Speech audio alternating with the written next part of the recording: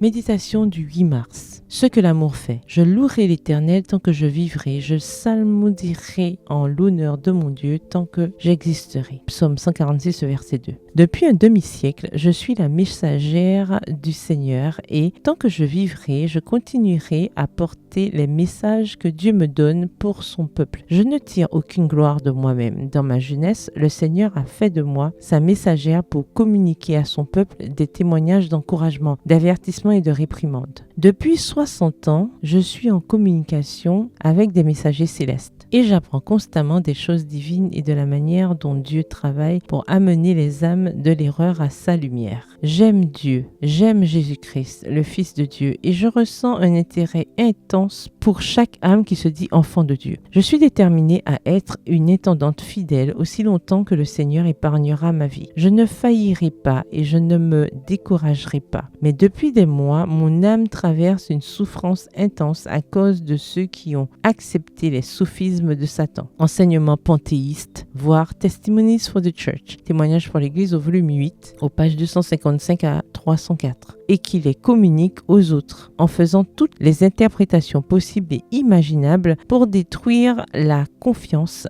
dans les messages de l'Évangile pour cette dernière génération et dans l'œuvre spéciale que Dieu m'a confiée. Je sais que le Seigneur m'a donné cette œuvre et je n'ai aucune excuse à invoquer pour ce que je fais. Dans ma vie, je reçois constamment la preuve de la puissance miraculeuse de Dieu soutenant mon corps et mon âme que j'ai consacré au Seigneur. Je ne m'appartiens pas à moi-même. J'ai été racheté à un grand prix et j'ai une telle assurance de l'œuvre du Seigneur en ma faveur que je dois reconnaître sa grâce abondante. J'aime le Seigneur, j'aime mon Sauveur et ma vie est entièrement entre les mains de Dieu. Tant qu'il me soutiendra, je rendrai un témoignage décisif. Pourquoi devrais-je me plaindre? Le Seigneur m'a tant de fois relevé de la maladie, il m'a si merveilleusement soutenu que je ne pourrai jamais douter. J'ai tant de preuves irréfutables de ses bénédictions spéciales qu'il m'est impossible de douter. Il me donne la liberté de dire sa vérité devant un grand nombre de personnes. Extrait de la lettre 86,